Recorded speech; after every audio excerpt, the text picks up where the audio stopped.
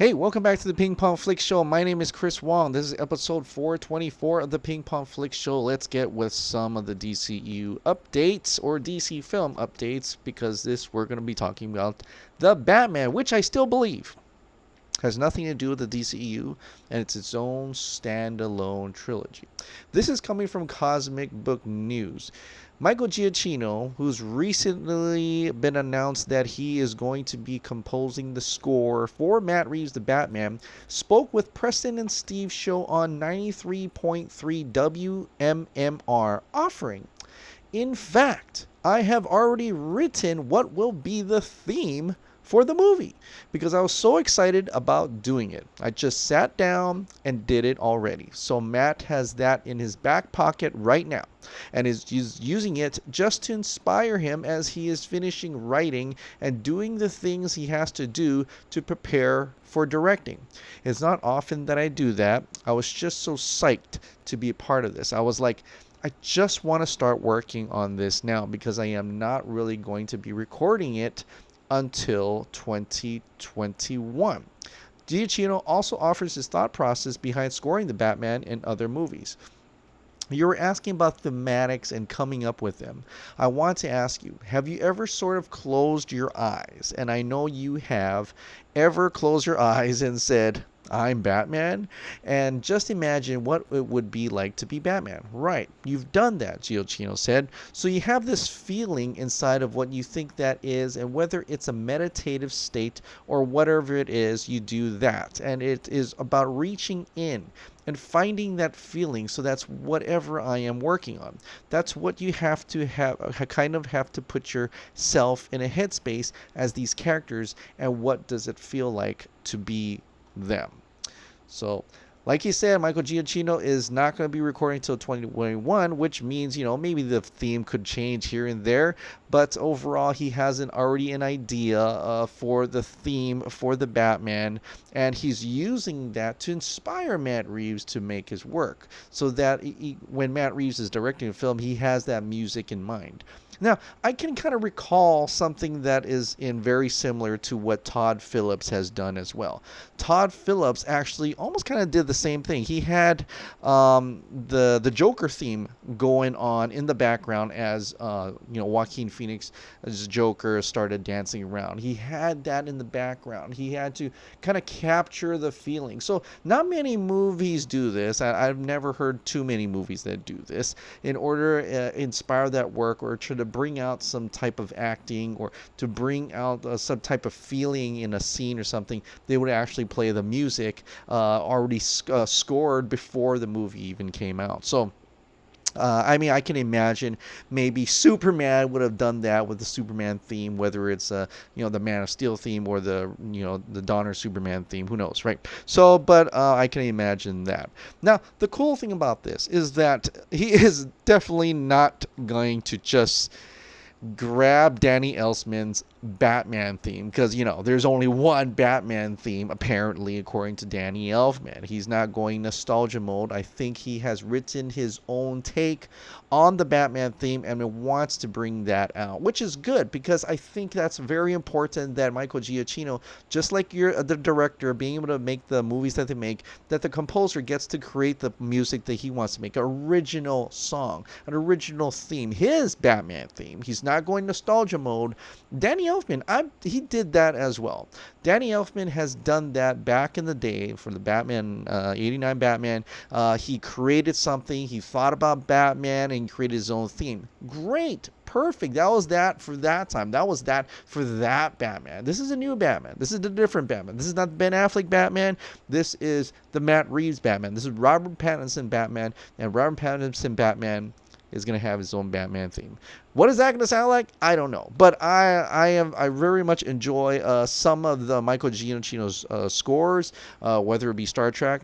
Granted, that is also capturing some nostalgia as well. But something like Cloverfield, right? I think for me, Cloverfield theme is original, but inspired by the Godzilla theme. Inspired, but he's making his own movie. So I would like to see this Matt Reeves, who also directed Cloverfield, Michael Giacchino working together, and kind of this is the DC version of Cloverfield.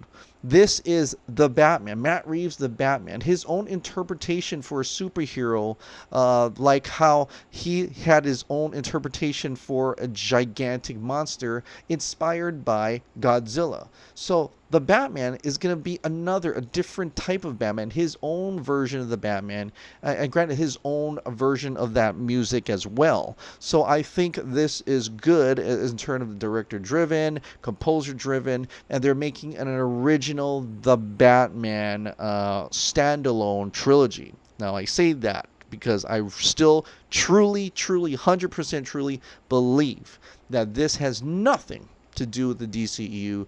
This is its own Batman trilogy. So that way, it's fine that they can do their own casting, they can do their own costume, they can do their own music, and it creates variety. Is that for people who like maybe they want a different take on Batman, but not necessarily saying goodbye to a certain other take. Not that I know that if it's gonna if Ben Affleck will ever come back, who knows? It could be another person, but playing as Ben Affleck's version or Zack Snyder's version of the Batman. So I think this is very interesting, and I actually can't wait to hear what Michael Giacchino has composed for the Batman for their standalone trilogy of the Batman. So we'll see how that turns out. Now, next on the DCEU, of course, is Wonder Woman 1984. Now, this is, I kind of talked about this already with the Brazilian Comic-Con Expo, or CCXP in Brazil. They're going to be there. They're going to have the trailer and everything. Both Gal Gadot and Patty Jenkins announced that as well, including Warner Brothers' release statement. And I said in that release statement where they actually titled that Pedro Pascal was going to play Maxwell Lord, which has not ever come out. And I think they realized that. So that Patty Jenkins will actually tweet it out in confirmation saying, well, hello, Max, hashtag Wonder Woman 1984, and in response to that, Pedro Pascal himself retweeted that and said, sup, hashtag Wonder Woman 1984. So there you have this is true confirmation that Pedro Pascal is Maxwell Lord, and Maxwell Lord will be appearing in Wonder Woman 1984. Is he gonna die? I wonder. I've always wondered about this because of Pedro Pascal playing Wonder Woman 1984 and him going, in every single interview. I know he's playing around. But how how interesting would it be if they had gone there with the Wonder Woman 1984 story, where Wonder Woman kills, snaps Maxwell Lord's neck, right? Snap. Just like what Superman did to Zod in Man of Steel. How would people react? Do you think they will react the same way they did, critics in fact, react the same way they did to Man of Steel and Wonder Woman 1984? If they don't, we're going to see a huge amount of hypocrites coming out of this movie. I can promise you that. Will Patty Jenkins go there? Which remains to be seen, but let's see what happens with Pedro Pascal, Maxwell Lord. Let's see how the story plays out, and I'm very intrigued to see what lengths would Patty Jenkins go through for her movie Wonder Woman 1984. Will she make it controversial? I'm really curious to see what happens with that. Now, the other thing that's coming out of Brazil at CCXP is Birds of Prey.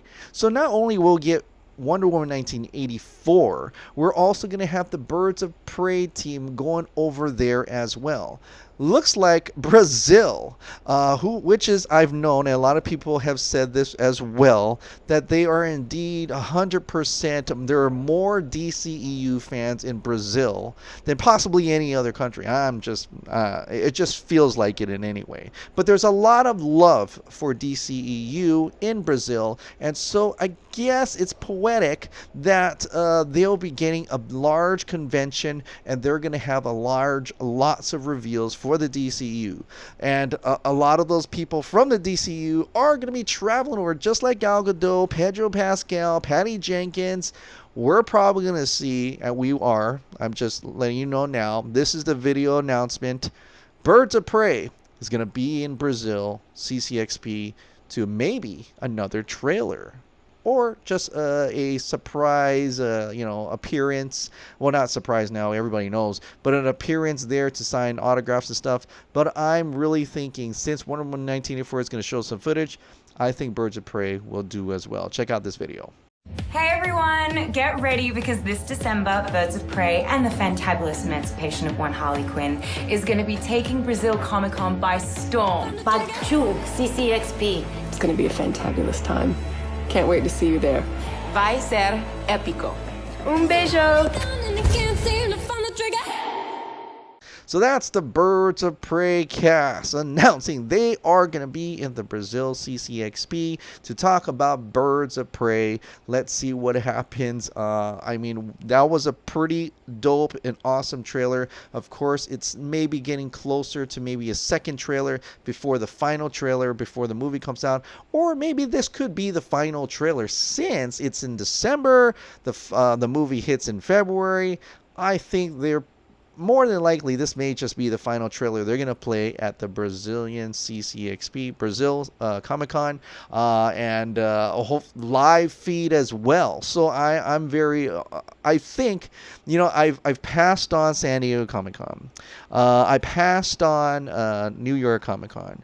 But it looks like if I get the chance, since it's going to be live fed, I may actually be doing a live chat for that live Twitter video event, and to see and react to anything that's announced that day in Brazil, the CCXP. So I think that'd be my plan for this Brazil CCXP.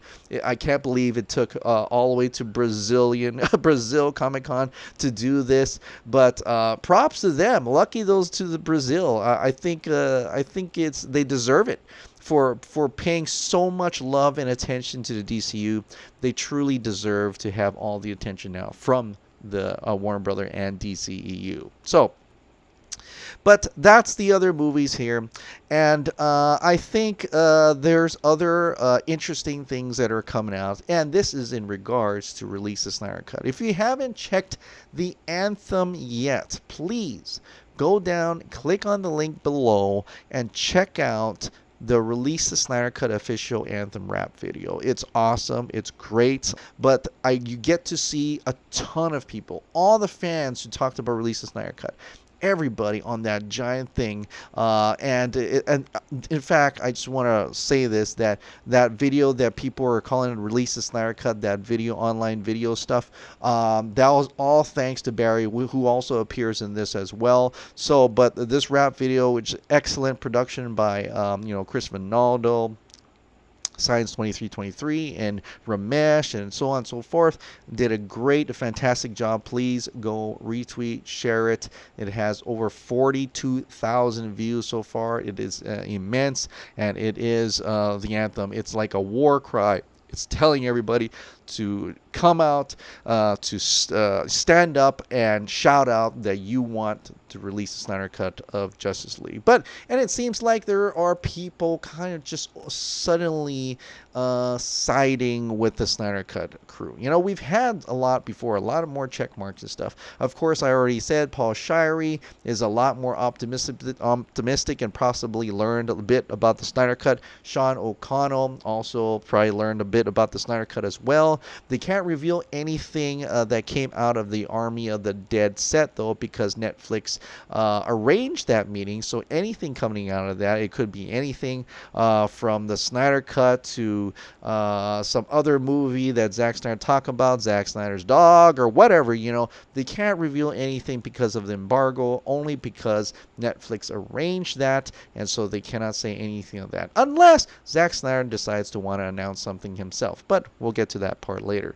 Now, in terms of people coming over to the Snyder Cut side, there is one gentleman here, Joseph Jammer Medina from LRM Online. I want to read you this article just to give you an idea of how this thing is coming along, how some people are starting to seemingly want to change sides, maybe changing their opinions or going to the right side of history, possibly, but we'll see. Justice League Release the Snyder Cut advocates have put out an Anthem video. I've talked a lot of SHIT, I'll admit I don't really think there's a chance in hell that we actually get a Snyder Cut for Justice League, considering how Warner Brothers ended things with Zack Snyder and the sheer amount of money it would cost to salvage old footage and pretty up the VFX for. I just don't see it as a viable direction for the studio. That being said, this hashtag Release the Snyder Cut advocates are a dedicated bunch. They bought a bunch of billboards at the recent New York Comic Con and have even now just put out a video of their official anthem for the Snyder Cut. You can check it out below, like I said. Honestly, I think this is still a long shot and will be surprised if this gains any traction, but I think I'm done talking SHIT. These fans are passionate, and by some miracle this works out, I'll happily buy my ticket to see the Snyder Cut. So that's just one of many different people who have come out to say in support of the Snyder Cut, and I think we're getting more traction. I think this is getting more noise. A lot of people are kind of getting involved with it now and stuff like that, so I think we're heading into the right direction. To the point of winning, I don't know. We'll have to wait and see, but I'm very optimistic about this. And just think about it for a second. I'm going to end it on this. Just think about it for a second. Just imagine that one day that Zack Snyder comes out and announces that he is either releasing the Snyder Cut or finishing the Snyder Cut or what have you, but that the Snyder Cut is coming out. It would be an incredible moment. I mean, I think I'm going to take the day off that day. I seriously will probably take the day off that day. And it will be it's such a beautiful, incredible moment. It will mean justice for the cast and crew. It will mean justice for Zack Snyder. It will be justice for all the fans. It will be vindication for all this fight we've gone through for so many years now too, but almost 2 years now, and to show the world that we knew what we were talking about. This thing's real. It's real as this phone I'm holding up. It says real as all these things on my desk. I don't know. It's as real as the back of my hand. You know, and it may be one of the biggest movies that DC has ever made. And it's going to be one of the biggest things, the biggest reveals, the biggest from myth to reality. It will just change the way people look at how news comes out. It will change a lot of opinions. It will change, may even change the minds of people who don't even like the arc that Superman is in. You know, I don't know. But it's going to change the world. It's going to change the world. It may not be like in the physical sense, but it's more like in the media sense. It will change the industry. It will change Hollywood. And that a person like Zack Snyder, who has been, his work's been berated and teased, and people who like it bullied and stuff like that, that we won't stand for that, and that we will keep fighting for that. And then one day we will win. One day we will win, and that's just part of what the Snyder Cut represents for everything. And it will be a true vindication for all of us that day, each and every one of us that supported the movement, that supported the cut, that supported the Snyderverse, that supported the old regime, the DCEU, and that supported each other. Huge vindication. And I can't wait for that to happen. And I hope it happens soon. All right, guys. Well, thank you so much for subscribing. Thank you so much for watching. I'll see you next time. Bye.